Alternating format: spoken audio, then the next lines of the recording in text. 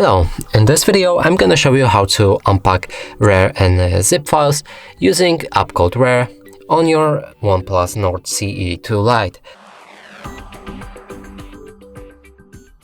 So in order to do this, we'll need to locate the files on our app, which we've shown how to download in our other video.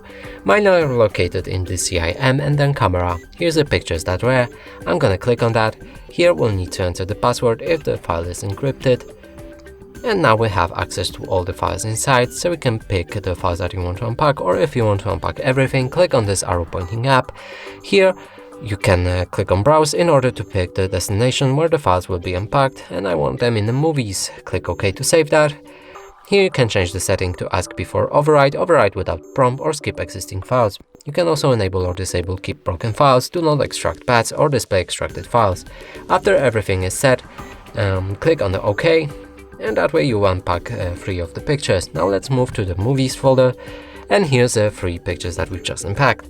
And that's it for this video. Hope you like it. Please consider subscribing to our channel, leave a like and a comment below.